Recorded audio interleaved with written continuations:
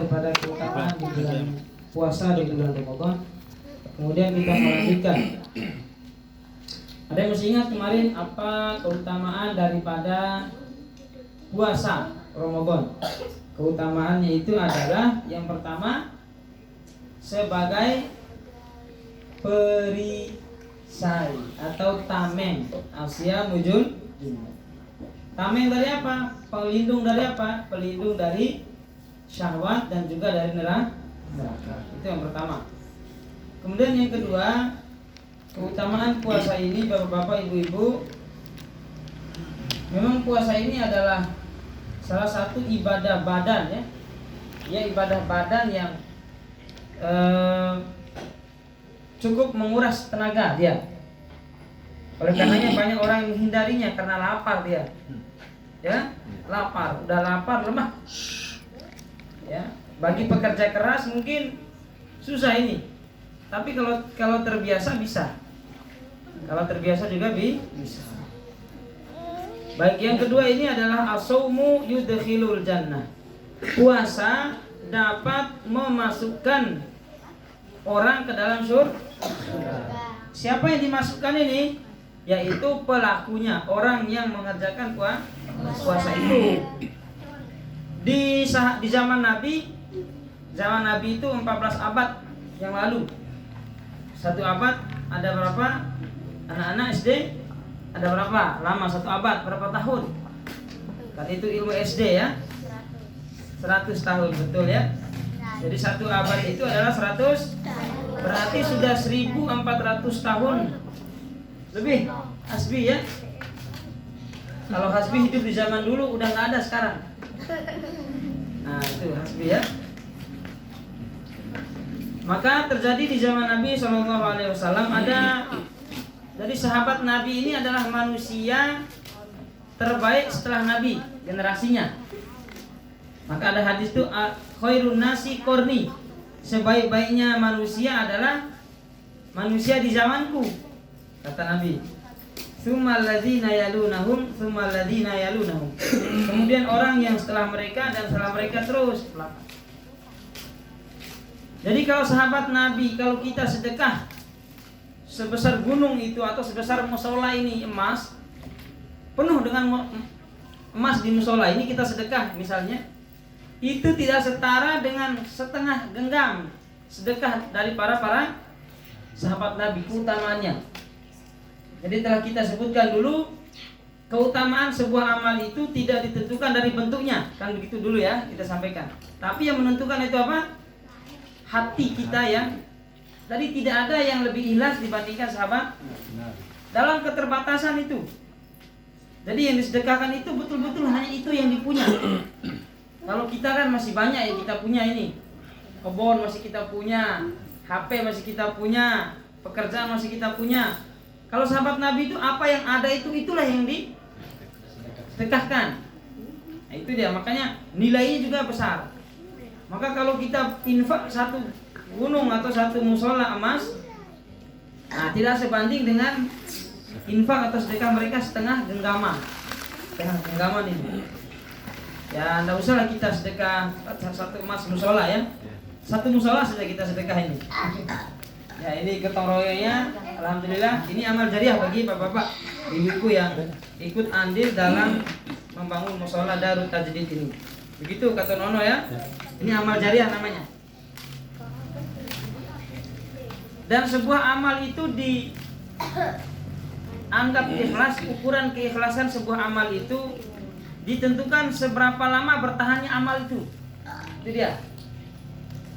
Jadi seberapa lama bertahannya sebuah amal itu ukuran keikhlasan diantaranya. Ukuran keikhlasan. Jadi kadang-kadang para ulama itu amalnya lebih banyak dari umurnya.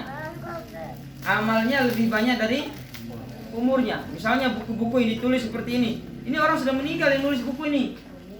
Dicetak di mana-mana terus dibagi. Ini bukan orang Indonesia yang nulis. Orang Yordan. Orang Yordan. Jadi walaupun orang yang telah meninggal dunia, tapi amalannya masih bertahan.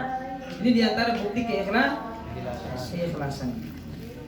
Oleh karena misalnya kalau kita bangun masalah ini tidak ikhlas, ya mungkin tinggal tunggu waktu saja.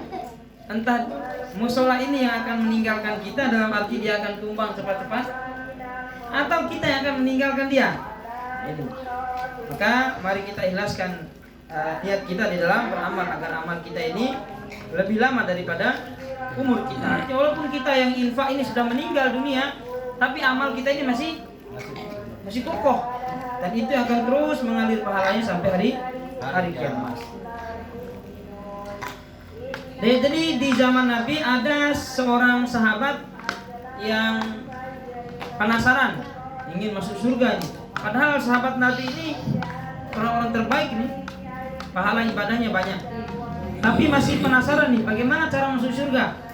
Nah, ada nggak ini kira-kira kita ini yang datang ke tuan guru atau datang ke ustadz ini bertanya, tuan guru mohon maaf, tolong tunjukkan tiang satu amalan yang dapat memasukkan tiang ke surga. Mungkin yang banyak ini, tolong tunjukkan amal-amalan biar dagangan tiang laris. Tolong berikan satu bacaan, ya, atau satu kertas yang nanti kalau ini bisa dapat cepat jodoh, atau dagangan kita lah, usaha kita sukses. Nah sahabat ini nggak begitu nanyanya. Beliau itu nanyanya datang kepada Rasulullah, ya Rasulullah, dulani ala amalin adkhulu bihil jannah. Tunjukkan kepadaku, ajarkan kepadaku satu amal yang dengan itu saya bisa masuk surga. Itu para sahabat semangat sekali dalam beribadah. Nah, Tuan Guru Hasbi nanti Tuan Guru ya. Amin. Insyaallah amin. Kalau postur sudah cocok nih. Tuan Guru kan besar-besar ya. Dulani ala amalin adkhulu bihil jannah. Saya mau masuk surga, bagaimana caranya? Kata sahabat Nabi nih. Maka Nabi SAW bersabda, alaika bisawm la mithla lahu.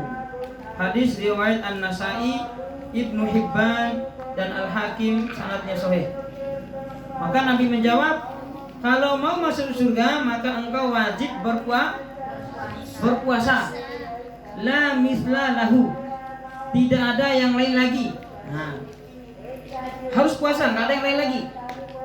Hadis-hadis seperti ini harus kita pahami sebagai sebuah jawaban personal Nabi kepada sahabat. Jadi Nabi tahu sahabat Nabi ini udah rajin sholat dia nih, rajin sedekah ini, tapi dia lemah di puasanya.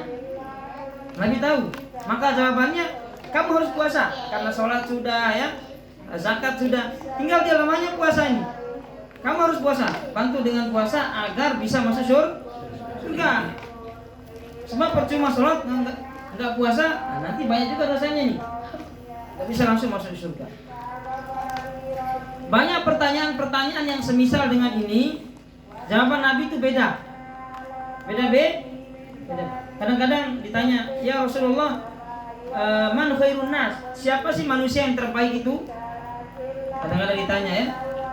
Maka Nabi kadang-kadang menjawab, khairun nas anfa'hum, sebaik-baiknya manusia ini yang bermanfaat untuk orang lain. Karena Nabi tahu sahabat ini kalau hubungan dia dengan Allah itu udah bagus. Udah bagus dia. Sholat rajin, puasa rajin, zakat, sedekah dan seterusnya, bagus hubungan kepada Allah. Tapi hubungan dia sama manusia ini belum bagus. Kan ada orang seperti itu ya. Dia dengan Allah itu ibadahnya ahli ibadah. Tapi sama tetangganya belum tentu dia bagus, sama sahabatnya belum tentu dia bagus. Maka kata Nabi, khairun nas anfa'hum, sebaik-baiknya manusia adalah orang yang paling bermanfaat bagi orang lain. Hadis ini tidak boleh dipahami tekstual seperti ini. Sehingga walaupun kafir orangnya, yang penting bermanfaat bagi manusia, bagi orang lain. Nah, jadi sebaik-baiknya manusia. Datanglah Pak Muhammad, nggak perlu sholat. Yang penting kita bantu orang lain, gotong royong, selesai, masuk surga. Ya. Yang penting kita bangun masjidnya, nggak apa-apa nggak sholat di dalamnya. Yang penting orang lain bisa sholat, pergi dia tidur ke rumah. Setelah dia bangun, masjidnya dia tidur. Biar orang lain yang sholat. Salah paham tentang hadis. Salah paham. Maksudnya adalah selain kita berbuat baik kepada Allah, hubungan kita kepada Allah juga kepada sesama manusia. Kadang ditanya juga, siapa manusia terbaik? Yaitu ahsanuhum khuluqa, yang akhlaknya paling bagus. Karena ada orang ibadah bagus, akhlaknya rusak ini. Maka jangan dibalik. Oh nggak apa-apa, nggak sholat. Yang penting akhlaknya bagus. Untuk apa kerudung pakai jilbab? Untuk apa kerudung atau pakai jilbab? Sementara akhlaknya nggak baik. Lebih baik akhlak bagus tapi tidak pakai kerudung daripada pakai kerudung akhlak tidak baik. Kalau untuk didengar ini bagus juga, ya. Untuk dia masukkan ke telinga ini bagus juga. Tapi sebagai tolak ukur kebenaran ini salah. Ini salah. Akhlak kita itu cerminan kita kepada sesama manusia, dan menutup aurat itu adalah cerminan kita kepada Allah Subhanahu wa taala. Jangan dipilah-pilah. Maka yang baik itu adalah sebaik-baiknya orang adalah yang menutup aurat dan juga baik kepada sama manusia. Karena ada pilihan kemarin itu saat kampanye pilkada begitu ya. Lebih baik pemimpin yang apa kemarin? Lebih baik pemimpin yang kafir tapi tidak korupsi, ya, daripada muslim tapi korupsi. Ini hanya dua ini pilihannya. Seakan-akan kafir ini semuanya nggak korupsi, dan seakan-akan muslim ini semuanya korupsi. Kan ada pilihan yang lain. Muslim tapi tidak korupsi. Kenapa nggak pakai pilihan itu? Sebagai sebuah argumentasi, sebagai sebuah sesuatu yang menyenangkan telinga kita bagus, tapi sebagai sebuah kebenaran tidak. Begitupun dengan hadis Nabi Shallallahu Alaihi Wasallam. Jadi jangan berarti karena udah puasa nggak perlu sholat. Ini salah juga, karena salah paham dengan hadis Nabi. Atau ada orang yang banyak juga orang yang puasa tapi nggak sholat ya. Nah, ini mungkin terinspirasi dari hadis ini nih. Alaika bisawm, wajib kalau mau masuk surga puasa, nggak ada lagi yang lain. Nah, salah paham. Oh kan kita udah puasa ini, nggak apa-apa tidak sholat, atau sholat saja tapi tidak mau puasa. Nah, ini jadi Islam, rukun Islam ini 5-5-nya harus dijalankan. Tidak boleh salah satunya kecuali ada halal. Itu dia. Kemudian yang ketiga, keutamaan daripada puasa ini adalah yuwaffa shaimuna ujurahum bighairi hisabin. Akan diberi pahala orang-orang yang berpuasa itu tanpa hisab. Apa arti hisab? Hitungan ya. Hisab ini dalam bahasa Arab ini. Bukan hisab begini. Ini rokok namanya. Ini hisab rokok. Namanya tadakhun. Kalau hisab Arab itu artinya hitungan. Makanya kalkulator itu syaratnya hasu dari hisab. Jadi pahala orang yang berpuasa itu tanpa hisab, tanpa hitungan. Artinya banyaknya itu nggak mampu dihitung. Kenapa? Karena ada hadis. Innama yuwaf, ayat ini innama yuwaffa shaimuna ujurahum bighairi hisab. Sesungguhnya orang yang sabar itu pahalanya tanpa batas. Jadi banyak sekali pahala orang yang bersabar ini, nggak ada batasnya, banyak sekali. Karena memang sabar ini nggak ada batasnya dalam pandangan Allah. Tapi dalam kenyataannya kadang-kadang ada batasnya ya. Dan setelah itu sabar lagi lah kita. Artinya walaupun kita marah, ya sabar lagi setelah itu. Kita berusaha lagi sabar. Jadi dalam ayat itu pahala orang yang sabar itu tanpa batas. Maka pahala orang yang berpuasa juga tanpa batas. Kenapa demikian? Karena semua orang yang puasa itu pasti bersabar.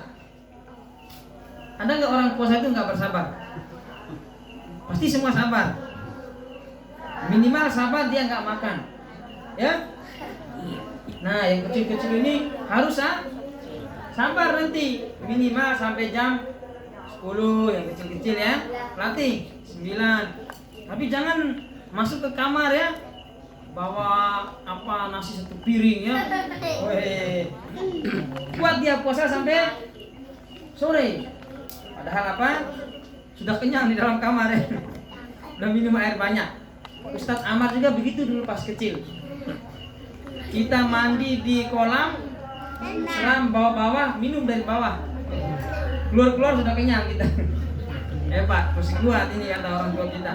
Padahal sudah berbuka itu. Tapi memang kita maunya itu dianggap soleh dulu itu. Kita mau dilihat sebagai orang soleh. Padahal kita berbohong dengan kesolehan itu. Kecil ya, kecil. Nah, ini. Begitu.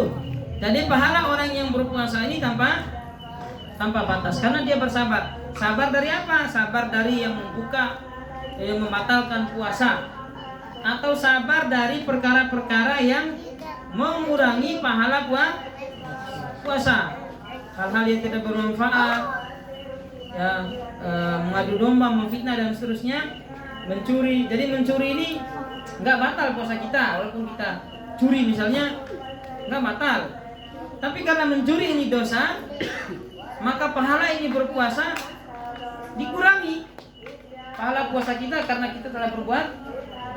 Nah, oleh karenanya ada orang yang berpuasa kata Nabi nggak dapat apa-apa kecuali dapat haus dan lapar. Padahal pahala puasa ini tanpa dihitung, boleh dihitung banyaknya. Tapi kata Nabi, kam min shaimin laisa lahu min siyamihi illal ju' wal 'aths. Berapa banyak orang yang berpuasa nggak punya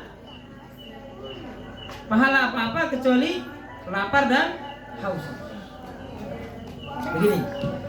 Kemudian yang keempat, lisoimi farhatani. Bagi orang yang berpuasa itu punya 2 kebahagiaan. Jadi orang yang berpuasa ini punya berapa kebahagiaan? Hasbi? 2. Yang pertama, farhatun indal fitri. Kebahagiaan ketika berbuka. Nah, ini makna fitri yang pertama. Kebahagiaan ketika berbuka. Jadi walaupun kita bukanya pakai air, ya bahagia saja lah. Nunggu pakai korma, apalagi ada korma. Tapi mustahil nanti air saja. Mustahil air. Makanan-makanan yang nggak ada di luar Ramadan itu ada semua nanti. Muncul dia. Kolak lah. Memang manusia ini sebelum kita berbuka ini mau kita makan semua ini. Mau kita makan? Mungkin naluri kerakusan kita ya. Banyak kolak, susu apa segala. Tapi kalau sudah makan paling yang masuk itu apa?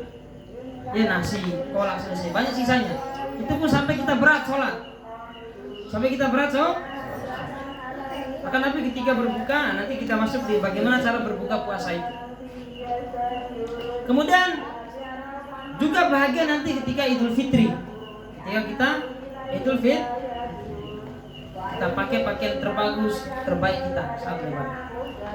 Kemudian kebahagiaan yang kedua adalah bahagia ketika bertemu dengan Allah.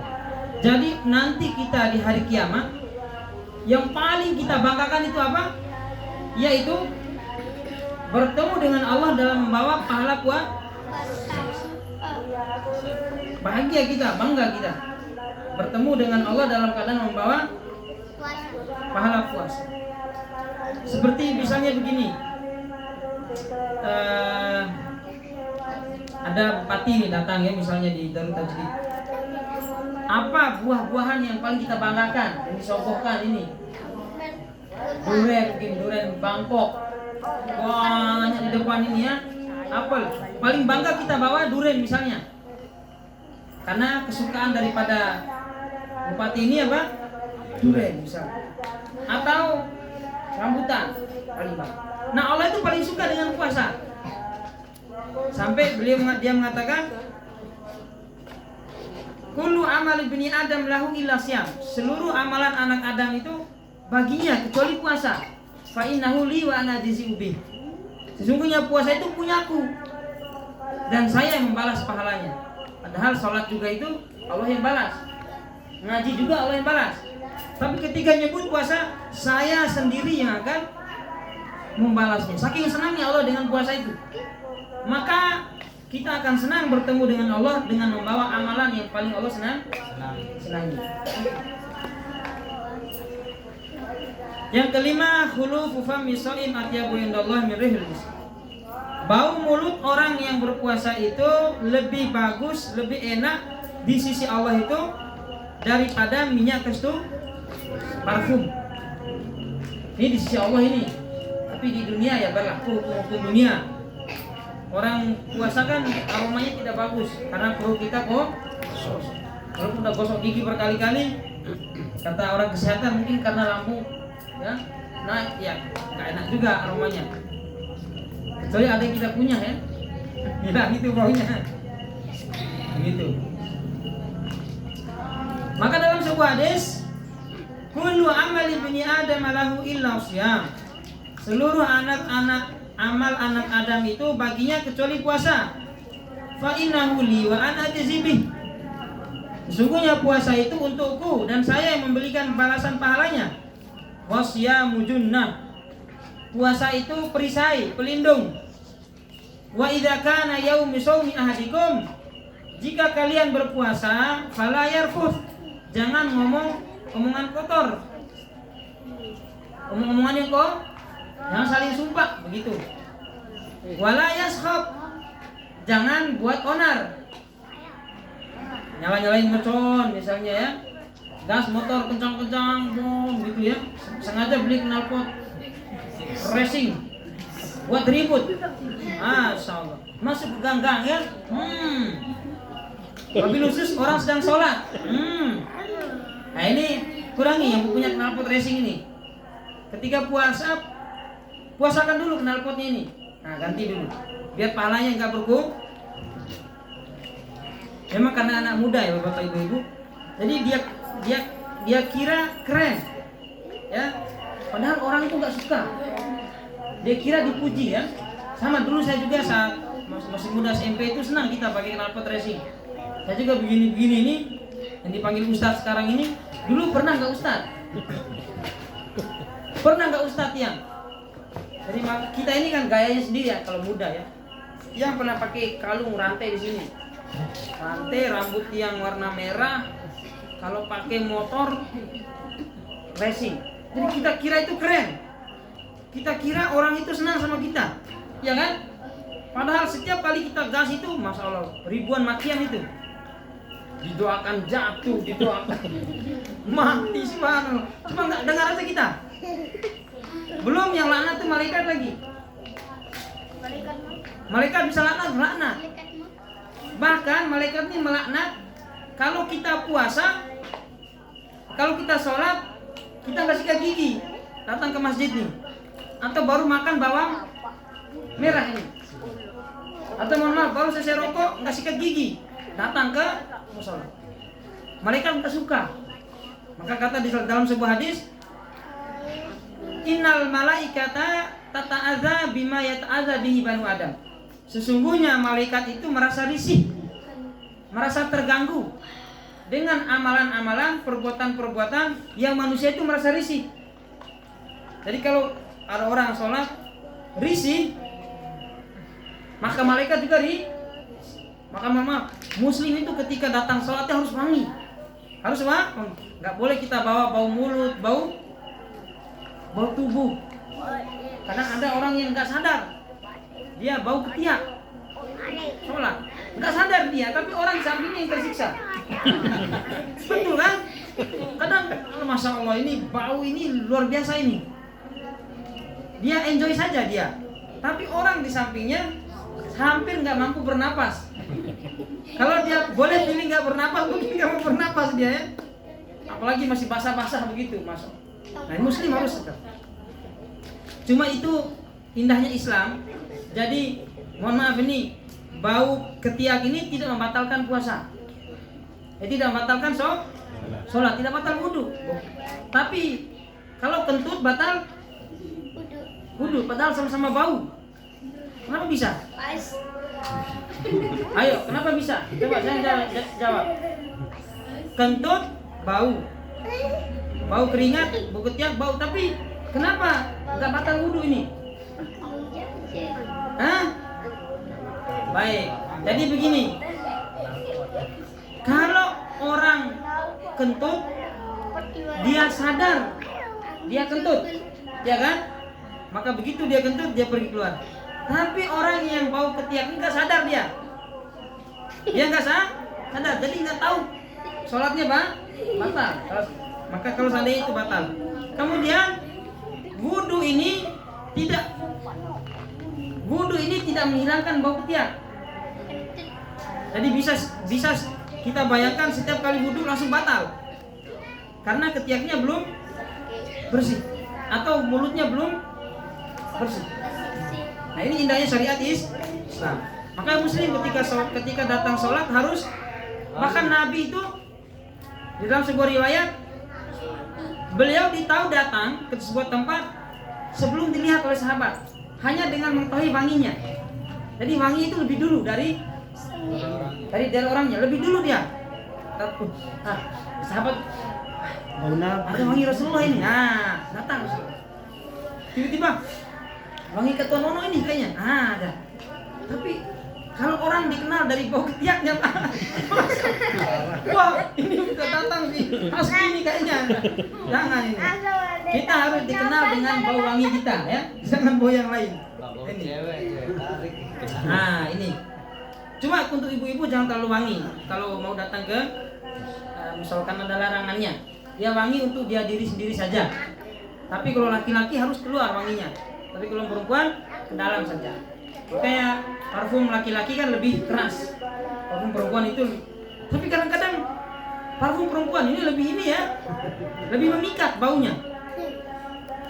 Lebih memikat ya. Maka tidak boleh perempuan ini wanginya berlebih-lebihan. Nah, ini yang mau muda-muda ini jangan banyak-banyak semprot. Kadang-kadang laki-laki itu lebih tergoda kepada bau parfumnya daripada orangnya. Maka Nabi itu melarang. Kenapa ada hadis yang melarang yang sahabat Nabi itu melarang istri-istrinya sholat di masjid karena terlalu wangi. Nah, maka jangan terlalu wangi kalau perempuan. Kita kembali ke bau mulut ya. Ya, bikin tergoda. Jangan membuat onar. Fa in sabahu ahadun, jika dia dicela oleh orang, disumpah begitu, mohon maaf, diajak berkelahi, falyakul ini mru'un shaim. Hendaklah dia mengatakan saya sedang puasa. Kemudian li shaimi farhatani, untuk orang berpuasa punya dua kebaikan. Kebahagiaan ketika berbuka Idul Fitri dan kebahagiaan ketika bertemu dengan Allah Subhanahu wa taala. Itu dia. Kemudian yang keenam, ini ada hadis. Fi riwayat Muslim, dalam riwayat Muslim, kullu amali ibni adama yudha'af. Setiap anak Adam itu dilipat ganda. Al hasanatu bi asri amsalihha. Satu kebaikan menjadi 10. Ila sab'i mi'ati dhifin, bahkan sampai 70, bahkan sampai 700 lipat. Qala Allah Ta'ala, Allah berfirman, illa shaum, kecuali puasa, fa innahu li wa ana ajzi bih. Kecuali puasa itu milikku, saya yang bayar. Karena pahala puasa lebih banyak. Yada syahwatahu, dia meninggalkan syahwatnya di siang hari. Wa ta'amahu min ajli, dan tidak makan karenaku. Walisoimi farhatani, farhatun inda liqa, farhatun fitr. Dan seterusnya. Hadis yang sama di ujung. Kemudian yang keenam, asyamu wal Quran yusfa'ani li sahibihima. Puasa dan Al-Quran ini bisa memberi syafaat. Jadi puasa ini bisa beri. Tahu syafaat ya? Apa syafaat? Pernah dengar syafaat nih?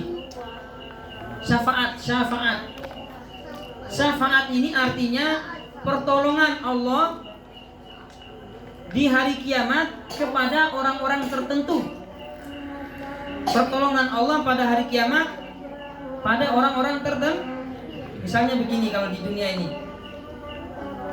kita ini mau uji, mau masuk pesantren, mau masuk pesantren. Saya mau mendaftar di Muallimin ini. Muallimin hanya terima 50 orang. Hanya terima 50. Sementara kita ini mau masuk. Mau sekali dengan segala cara kita lakukan. Kita mendekati orang ini, mendekati orang itu, mendekati pimpinannya, sehingga pimpinannya memasukkan dia ke dalam pesantren. Nah, ini syafaat namanya. Jadi dimasukkan dia ke dalam pesantren dalam bentuk pertolongan, itu namanya syafaat. Demikian juga nanti ada orang itu yang besar di neraka itu, bingung dia, kiri kanan, susah, gersang dia, bingung, khawatir. Ya Allah, di mana tempat saya ini? Dosaku banyak. Ya udah tahu dosanya banyak. Dosaku sudah banyak sekali. Pasti saya masuk neraka. Bagaimana? Tapi di depan saya neraka ini panas sekali kelihatannya, ngeri sekali.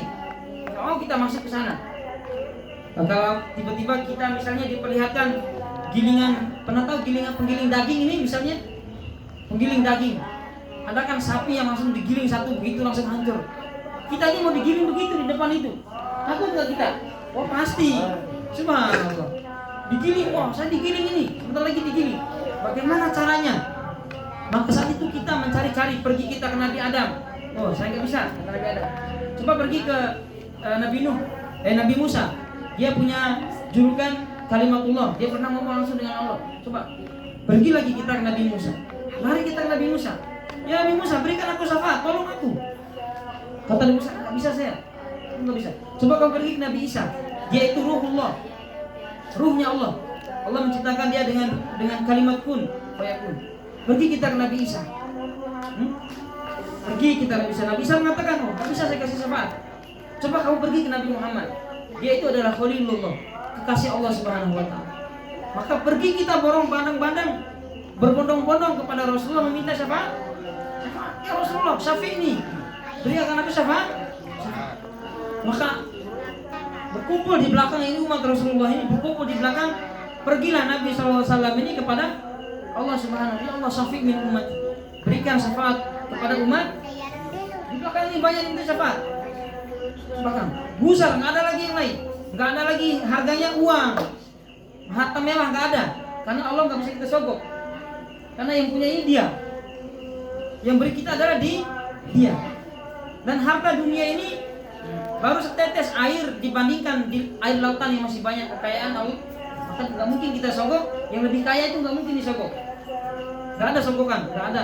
La yanfa'u fihi malun wala banun, nggak bermanfaat kita punya